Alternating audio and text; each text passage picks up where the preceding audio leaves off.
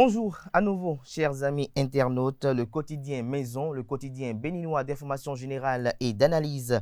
L'informateur titre ce matin en manchette: délivrance d'agréments au code des investissements à 4 entreprises. Le tissu industriel du pays renforcé, des emplois bientôt créés dans la perspective de la lutte contre le chômage des jeunes. Des détails sur cette disposition dans les colonnes de la page ce matin de l'informateur. Toujours la une du quotidien L'informateur ce matin: construction et réhabilitation de 30 lycées techniques et 7 écoles de métiers. Le gouvernement veut former des exploitants agricoles de type nouveau. Toujours à la une de l'informateur de ce matin, département de l'Atlantique, l'exploitation des mangroves interdite. Lire l'arrêté préfectoral à cet effet dans les colonnes de la page ce matin de l'informateur, dans lesquelles vous aurez à retrouver le journal école produit par les étudiants en formation de journalisme à l'école supérieure d'administration d'économie, de journalisme et des métiers de l'audiovisuel ESAE. Le quotidien national d'information titre en manchette ce matin: production agricole, le Bénin à l'abri de l'insécurité alimentaire. Toujours à la une du quotidien national d'information de ce matin: développement des médias au Bénin.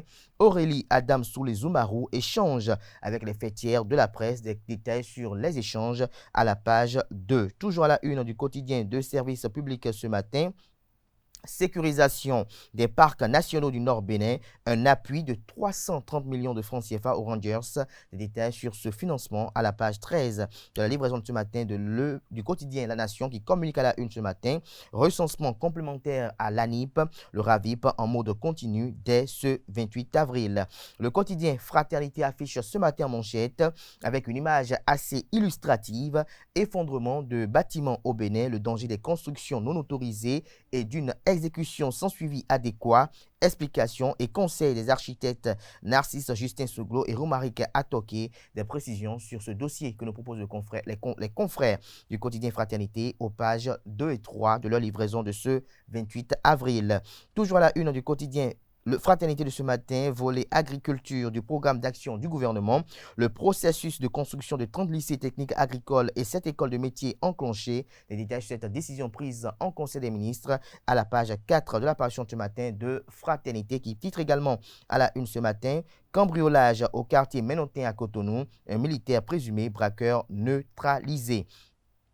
Le matinal affiche ce matin en manchette: les présidents des institutions de la République et de l'institution parlementaire.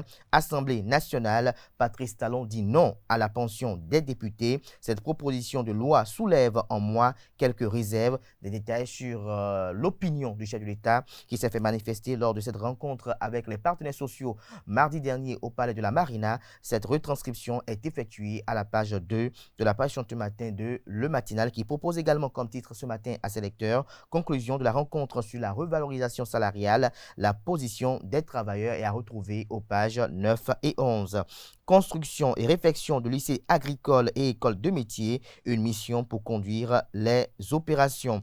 Le Palais de la Marina, le vice-président de la Côte d'Ivoire reçu par Patrice Talon. Des détails sur les échanges à la page 2.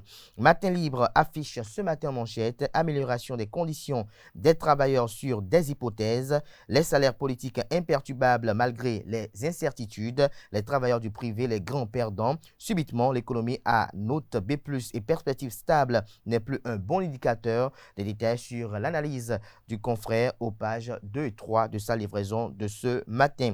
Toujours à la une du quotidien Matin Libre du jour: échange gouvernement-syndicat, Patrice Talon contre une pension aux députés, mais nuance.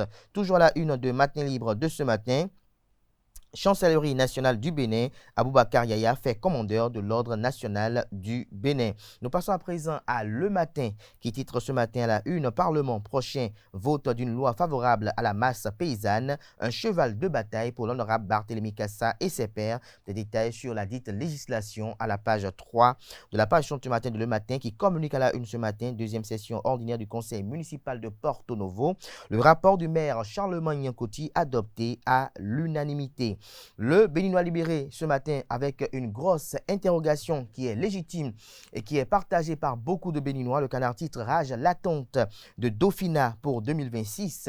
Qui est le successeur désigné de Patrice Talon? S'interroge le Canard. Le Canard affiche à la une 10 photos. Vous avez en ligne de mire Olivier Bocor. Vous avez après Johannes Dayon. Vous avez Joseph Djogbenou. Vous avez la vice-présidente de la République, Mariam Chabi Talata, épouse Zimé. Vous avez le ministre d'État en charge de l'économie et des finances, Romuald Wadaï. Vous avez le président de l'institution parlementaire, Louis Vlavonou. Vous avez l'ancien deuxième vice-président du Parlement béninois et président du parti politique Les Démocrates, Éric Roundété. Vous avez l'ancien candidat à l'élection présidentielle de 2016, Lionel Zinsou. Vous avez le ministre d'État, Abdel Biotchane, et puis Pascal Ironé Koupaki. Retrouvez l'analyse du confrère à la page 3 de sa livraison de ce matin. Aussi au sujet de la signature d'une convention entre Parakou et l'AIMF, j'y arrive enfin, une requête à Atropo, des détails sur la dite requête dans les colonnes de la page ce matin de Le Béninois Libéré qui nous informe que pour mariage forcé et viol sur mineur, 4 personnes sont déposées en prison. La photo du procureur spécial près la Cour de répression des infractions économiques et du terrorisme Criette, Mariam Elom Metonou, est mise à la une pour illustrer le titre. Le Grand Regard porte un regard ce matin sur l'opinion du président de la République sur cette loi de pension aux députés, proposition de loi sur les pensions des parlementaires. Les députés touchent talon au mauvais endroit, s'exclame le Canard qui nous donne un avant-goût de son article et fait savoir qu'à l'ouverture de la première session ordinaire de l'Assemblée nationale au titre de l'année 2022, il est annoncé une proposition de loi sur la pension des députés qui ne sont plus en fonction. Mais face à cette proposition, le chef de l'État, Patrice Talon, a du mal à comprendre les députés de la 8e législature qui semblent se moquer de la misère des populations. Ainsi, cette proposition sonne déjà comme un mauvais au revoir de la 8e législature à Patrice Talon. Toujours à la une du quotidien, le Grand Regard de ce matin, face à l'attaque terroriste de Monsé, l'honorable Nassirou Arifari Bako reste sans voix. Des détails sur ce titre dans les colonnes de la page ce matin de Le Grand Regard qui titre également à la une ce matin avec l'onction du CES, Conseil économique et social, et de la Cour constitutionnelle. Claudine Afiavi-Prudencio annonce les heures de gloire de l'Institut national de la femme, INF. Pour le renforcement de la sécurité, le FMI, le Fonds monétaire international, accorde une aide de 430 milliards de francs CFA au Bénin. Des détails sur cet exploit dans les colonnes de la page ce matin du journal Le Grand Regard. Passons à présent au quotidien L'événement précis qui titre ce matin à la une Wilfried Léandre Ngbeji, à la suite de la rencontre à la présidence sur les salaires, les aspirants n'ont pas besoin de revendiquer pour être payés 12 mois sur 12 mois. Nous restons toujours à la une du quotidien. L'événement précis de ce matin, diplomatie, le nouveau vice-président de la Côte d'Ivoire chez le président Patrice Talon. L'événement du jour titre ce matin à la une, maintien de la notation B+. Le Bénin maîtrise son économie. Toujours à la une du quotidien. L'événement précis de ce matin, inclusion sociale et financière, la Poste du Bénin et NCA Vie, assurance, accouche, Poste assiste.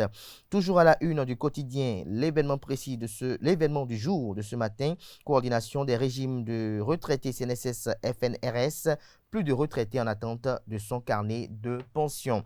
Le quotidien Le Challenge titre ce matin en manchette revalorisation des salaires des travailleurs. Patrice Talon de la parole à l'acte. Vivement la bonne foi des syndicalistes pour faire aboutir le projet. Toujours à la une du même journal ce matin.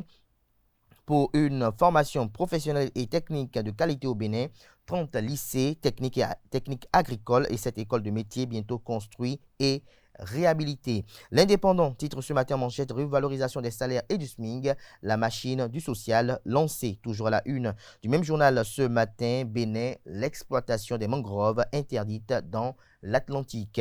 Dabarou titre ce matin à la une. Après avoir battu l'ORTB en demi de finale, il a fallu 3 radios pour battre Dabarou FC au tir au but.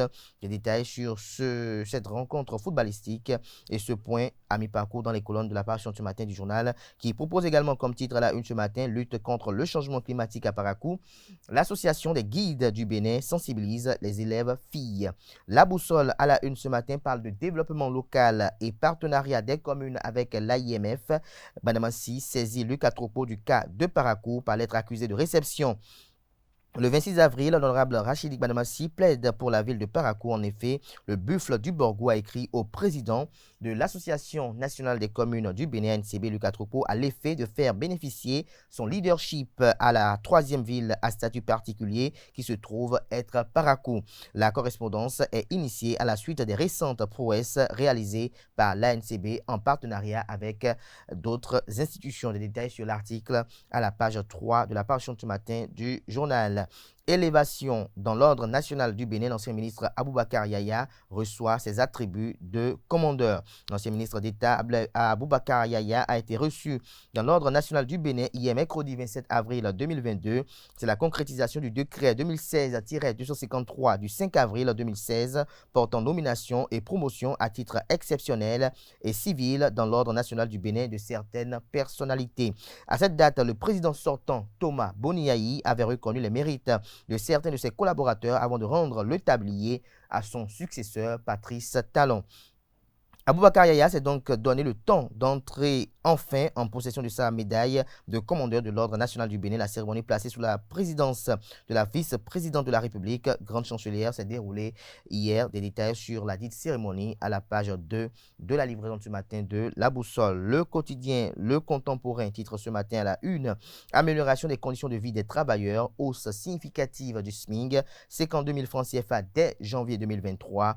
Les détails sur cette mesure qui résulte, j'allais dire, de cette rencontre entre le gouvernement et les partenaires sociaux à la page 3 de la parution du matin du journal Le Quotidien Le Contemporain, qui a également proposé comme titre à la une ce matin: 12e journée de la Super League Pro, un honorable parcours pour les Loto Popo.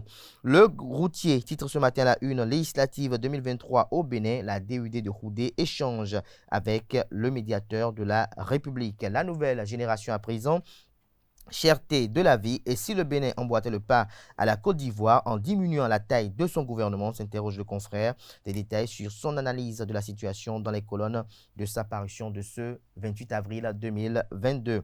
Nous passons à présent au quotidien La Cloche qui titre en manchette ce matin: renforcement des tissus industriels au Bénin. 4 sociétés agréées, de nombreux emplois en vue. Des précisions à la page 3. Le quotidien Les Pharaons titre ce matin à la une: le PRD touché mais coulé. Acte de foi, Adrien Ombédi avait juré que le parti Arc-en-Ciel réapparaîtrait dans le ciel politique. C'était il y a peu plus de 3 ans. Visage grave, voix ferme, le leader des Tchoko Tchoko délivrait un discours teinté d'optimisme au congrès du parti du Renouveau démocratique PRD à Avrancourt. Les détails sur ce décryptage, cette analyse dans les colonnes de la parution ce matin de Les Pharaons, précisément à la page 2. Le quotidien Nasiara titre ce matin en manchette: investissement public dans les grandes villes, Parakou, une ville à statut particulier oubliée. Le quotidien Express Matin titre ce matin en manchette: éducation sociale et financière, 5000 adolescents impactés par l'organisation non gouvernementale MAD en partenariat avec la CIF Group. Défi Info titre ce matin: après la passation de charges au secrétaire exécutif et l'annonce de l'audit dans les mairies, urgence d'interdire les 77 maires de tout voyage. Des bruits de bottes annoncent des fuites. La réforme dans la gestion de l'administration locale sous le président de la République, Patrice Talon, a conduit au choix du secrétaire exécutif pour diriger désormais les municipalités. Ils sont sollicités au regard de la loi pour prendre la plupart des prérogatives des maires. Ainsi donc, la dépolitisation de l'administration municipale commence par être effective. Après la prise de fonction effective de ces nouveaux patrons de l'administration municipale et communale, l'autorité centrale a annoncé un audit dans toutes les 77 communes du pays. Aussitôt ce taudis annoncé, on apprend déjà de sources crédibles que des maires s'apprêtent à prendre la poudre d'escampette avant le dépôt des résultats. Pour parer à cette éventualité, il importe, selon le confrère, que le chef de l'État, Patrice Talon, demande la saisie des passeports des 77 maires et de leur interdit de tout voyage durant la période de l'audit. Ces mesures conservatoires permettront de les avoir pour répondre au moment opportun de leur forfait. La cime de l'info à la une ce matin parle de cherté de la vie et autres. La CSTB dans la rue pour une marche de protestation le 1er mai prochain. L'image de Kassamampo est mise à la une pour illustrer le titre. Toujours à la une du quotidien La Cime de l'info, animation de la vie politique au Bénin, plusieurs partis politiques fictifs sans fief ni leader charismatique se créent. Le rêve de Patrice Talon sur le système partisan en lambeaux, s'interroge le confrère. Urgence d'introduire une nouvelle loi au Parlement. C'est sur ce titre qui parle de la réforme du système partisan que prend un terme la une des journaux de ce matin. Merci à tout un chacun pour l'attention. Atifa Olafa va prendre place à présent pour le bulletin matinal d'information.